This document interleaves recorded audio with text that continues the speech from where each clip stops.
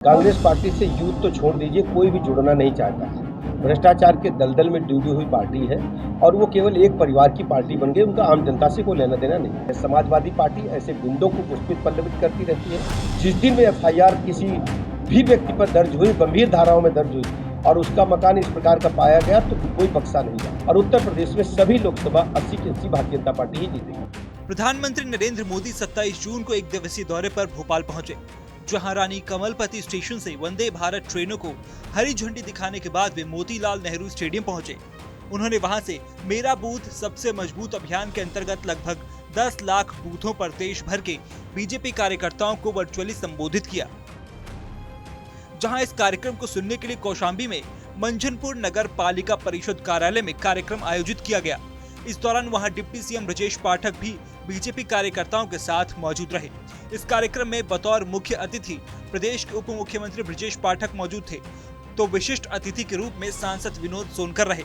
इस कार्यक्रम की अध्यक्षता भाजपा जिला अध्यक्ष अनीता त्रिपाठी ने की थी। इस दौरान डिप्टी सीएम ने अपराधियों और प्रदेश में लॉ एंड ऑर्डर की स्थिति को बेहतर बताते हुए कहा कि प्रदेश में माफिया अब तो गले में तख्ती डालकर घूम रहे हैं। सपा ऐसे अपराधियों को पोषित करने का काम करती थी। जितने गुंडे माफिया मवाली हैं वो इस समय भय से ग्रस्त हैं और वो तो अपराधी तो गले में तख्ती लटका कर घूम रहे हैं। समाजवादी पार्टी ऐसे गुंडों को पुष्पित पल्लवित करती रहती है और उनके बारे में ही चर्चा करती है। उनसे कहिए वो दिन दूर नहीं, जिस दिन में एफआईआर किसी भी व्यक्ति पर दर्ज हुई, गंभीर धाराओं में दर्ज हुई और उसका मकान इस प्रकार का पाया गया तो कोई बख्शा नहीं गया। तो वही विपक्षी बैठक और गठबंधन को लेकर ब्रजेश पाठक ने गठबंधन का पूरा इतिहास ही याद दिलाते हुए कहा कि 2014 में इन्होंने प्रयास किया था, 2019 में भी प्रयास किया, मगर यूपी की जनता ने सभी गठबंधनों को नकार दिया था और यूपी में सभी 80 की 80 सीटें बीजेपी जीतेगी। वो लगातार हर चुनाव में प्रयास करते हैं। 14 में भी इन लोगों ने प्रयास किया था, फिर 17 में प्रयास किया, बुरी तरह से परास्त हुए और फिर 19 में तो समाजवादी पार्टी, बहुजन समाज पार्टी के मिलने के बाद और कांग्रेस और समाजवादी पार्टी पहले ही गठबंधन कर चुकी थी। सारे गठबंधन फेल हुए हैं। 19 में इन लोगों ने कहा कि अब वोट के अगर गणित को आप देखेंगे, जातिगत आंकड़ा देखेंगे तो एक तरफा चुनाव होगा गठबंधन का। लेकिन उत्तर प्रदेश की आम जनता ने सभी गठबंधनों को नकार दिया है।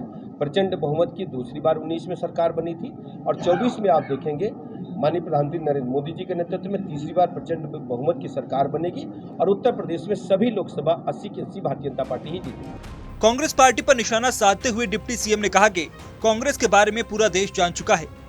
यूपी में कांग्रेस का कोई मतलब नहीं, सिर्फ भ्रष्टाचार में डूबी हुई पार्टी है और वो केवल एक परिवार की पार्टी है। पार्टी के बारे में पूरा देश अच्छी तरह जान चुका है और उत्तर प्रदेश में तो कांग्रेस पार्टी का कोई मतलब है नहीं। कांग्रेस पार्टी से यूथ तो छोड़ दीजिए, कोई भी जुड़ना नहीं चाहता है। भ्रष्टाचार के दलदल में डूबी हुई पार्टी है और वो केवल एक परिवार की पार्टी बन गई। उनका आम जनता से कोई लेना देना नहीं है। 2024 की लड़ाई अब और दिलचस्प हो चली है। एक तरफ जहां विपक्ष एकजुट होकर बीजेपी को हराने की कवायद में लगा हुआ है, तो वहीं बीजेपी ने भी पसमानदा मुसलमानों और यूसीसी जैसे मुद्दों पर दांव चल दिया है।